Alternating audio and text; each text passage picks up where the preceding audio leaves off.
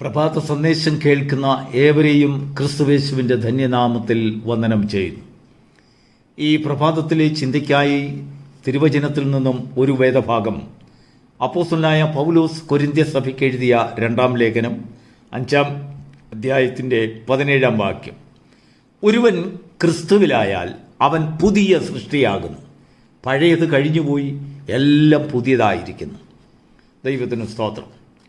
ഒരു പുതിയ മനുഷ്യനായി തീർന്നിരിക്കുന്നു എങ്കിലും പലപ്പോഴും പ്രലോഭനങ്ങളിൽപ്പെട്ടും ആദായത്തിന് വേണ്ടിയും ലാഭത്തിന് വേണ്ടിയും ഉയർച്ചയ്ക്ക് വേണ്ടിയും സുഖസൗകര്യങ്ങൾക്ക് വേണ്ടിയും കോപത്തിനടിമയായും അല്ലെങ്കിൽ ഒരു വൈരാഗ്യത്തിന് വേണ്ടിയുമൊക്കെ പലപ്പോഴും പഴയവൻ ജീവിച്ചു വരുന്ന അനുഭവം മനുഷ്യനിലുണ്ട്.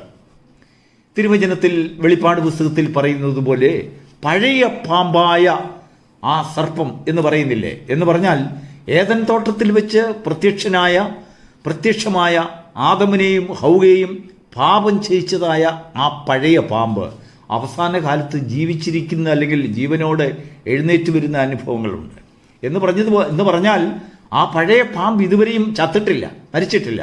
അവൻ എവിടെയൊക്കെയോ സമുദ്രത്തിൻ്റെ ആഴങ്ങളിലും മറ്റു പലയിടങ്ങളിലും അവൻ ജീവനോടെ ഇരിക്കുന്നു. സൗകര്യങ്ങൾ കിട്ടുമ്പോൾ അവൻ മനുഷ്യനെ സന്ദർശിക്കുന്നു എന്നുള്ളതാണ് സത്യം. ദൈവത്തിന് മഹത്വമുണ്ടാകട്ടെ.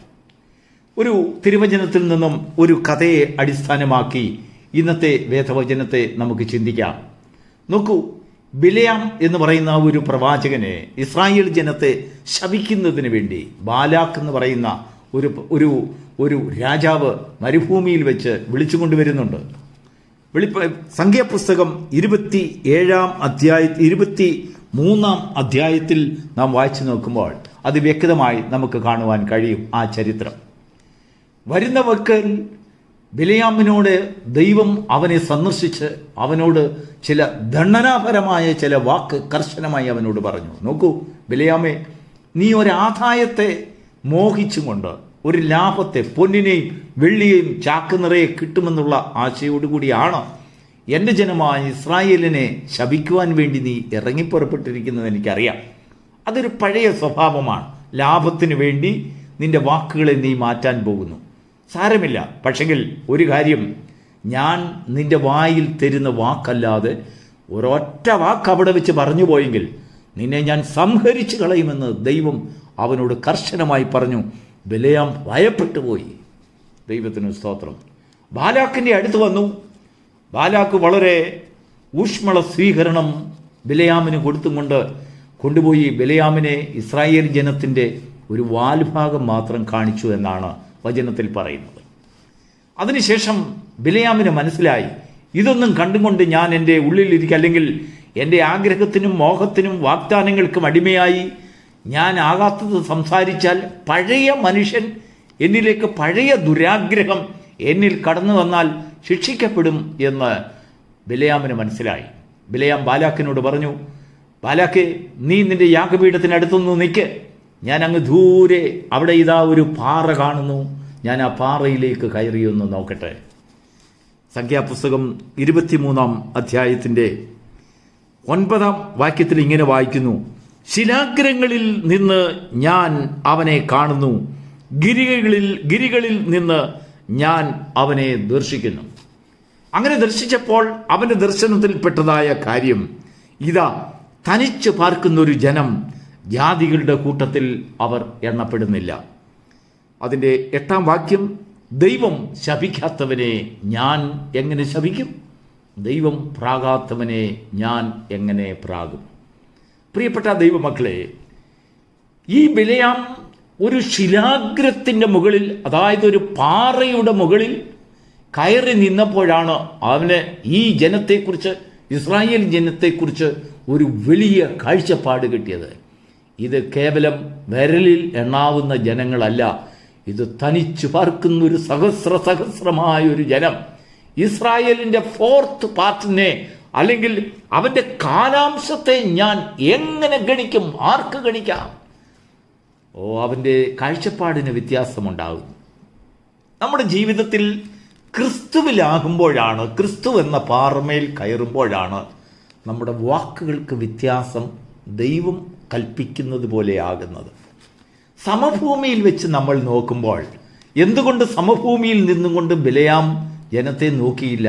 സമഭൂമിയിൽ നിന്ന് നോക്കുമ്പോൾ അവരും നമ്മളും ഒരുപോലെയുള്ളവരാണെന്നുള്ള ചിന്താഗതി ഉണ്ടാകും. അവരുടെ മുഖത്തെ മുഖാമുഖമായി കാണുമ്പോൾ അവരുമായിട്ട് വ്യത്യാസമൊന്നുമില്ലാത്തതായ സമത്വം തോന്നും. ആ സമത്വം തോന്നാതിരിക്കുന്നതിന് വേണ്ടി ദൈവം ബിലയാമിനെ ശിലാഗ്രഹങ്ങളിലേക്ക് കൊണ്ടുപോയി. ദൈവജനത്തെക്കുറിച്ചുള്ളതായ ഒരു വെളിപ്പാടും ഒരു ദർശനവും സ്വർഗത്തെക്കുറിച്ചുള്ള ഒരു ജ്ഞാനവും കൊടുക്കേണ്ടതിന് യോഹന്നാൻ അപ്പോസ്തലനെ ദൈവം ഉയർന്ന ഒരു വൻമലയിലേക്ക് കൊണ്ടുപോയി. അവൻ ആത്മവിവിശതയിലായി ഉയർന്ന വൻമലയിൽ കൊണ്ടുപോയി. ക്രിസ്തു എന്ന ശിലാഗ്രഹങ്ങളിൽ കയറി നോക്കുമ്പോൾ നമ്മുടെ വാക്കുകൾക്ക് വ്യത്യാസമുണ്ടാകും. നമ്മുടെ അമ്മയപ്പന്മാരെ, മാതാപിതാക്കളെ, സഹോദരങ്ങളെ, കുഞ്ഞുങ്ങളെ, ഭാര്യയെ, ഭർത്താവിനെ, ശത്രുക്കളെ ആരെയും ശപിക്കുന്നതിനുള്ളതായ ആ വാക്കുകൾ നമ്മുടെ മനസ്സിൽ നിന്ന് മാറും. എപ്പോൾ നമ്മൾ ശിലാഗ്രഹങ്ങളിൽ നിന്ന് നോക്കുമ്പോൾ, അവിടെ നിന്ന് നോക്കുമ്പോൾ ശപിക്കാനാണ് വന്നതെങ്കിലും നമ്മുടെ അഭിപ്രായത്തിനൊരു വ്യത്യാസം. അയ്യോ, ദൈവം ശപിക്കാത്തവനെ ഞാൻ എങ്ങനെ ശപിക്കും? ദൈവത്തിന് സ്തോത്രം. എന്താണ് അതിൻ്റെ വ്യത്യാസം? നീ നിൽക്കുന്നത് ശിലാഗ്രഹങ്ങളിൽ, ക്രിസ്തു എന്ന പാറമേൽ. ദൈവം നിന്നെ ക്രിസ്തു എന്ന പാറമേൽ കൊണ്ടുവരുമ്പോൾ നിന്റെ വാക്കുകളിൽ ശാപവാക്കുകൾ അനുഗ്രഹമായി മാറുന്നു. നീ നിന്റെ കുടുംബത്തിന് അനുഗ്രഹമായി മാറും.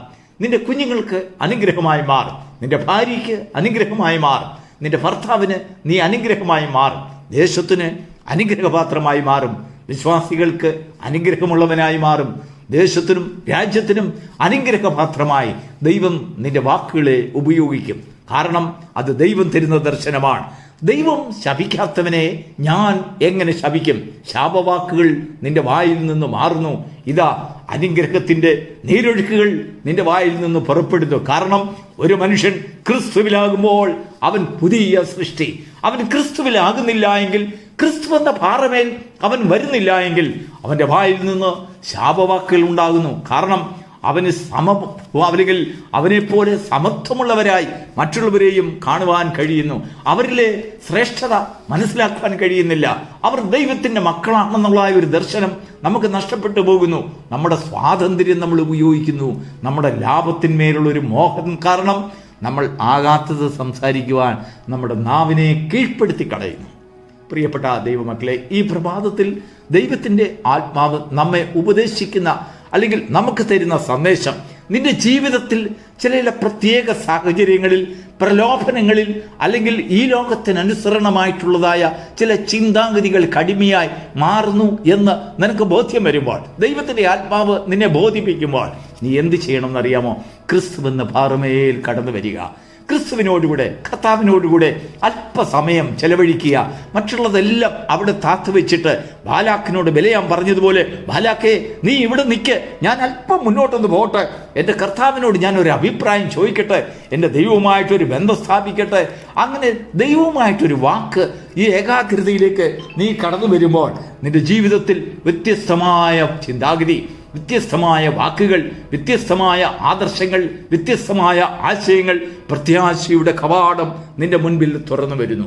സകല ജനത്തെയും ദൈവത്തിന്റെ മക്കളായി കാണപ്പെടുന്നു. ഇതാ വേർതിരിക്കപ്പെട്ടൊരു ജനം, ജാതികളുടെ കൂട്ടത്തിൽ എണ്ണപ്പെടാത്ത ജനം. അയ്യോ, ദൈവം സ്നേഹിക്കുന്ന മക്കൾ, അവർ എൻ്റെ മക്കളാണെങ്കിലും അവർ ദൈവത്തിന്റെ മക്കളാണെന്നുള്ള വെളിപ്പാട്. എൻ്റെ മാതാപിതാക്കളാണെങ്കിലും അവർ ദൈവത്തിന്റെ മക്കളാണെന്നുള്ള വെളിപ്പാട്. എൻ്റെ ഭാര്യയും എൻ്റെ ഭർത്താവുമാണെങ്കിലും അവർ ദൈവത്തിന്റെ മക്കളാണെന്നുള്ളതായ ഒരു വെളിപ്പാട് നമുക്കുണ്ടാകും. ഇവരാണ് ക്രിസ്തുവിലാകുമ്പോൾ പുതിയ സൃഷ്ടിയായി മാറ്റപ്പെടുന്നത്.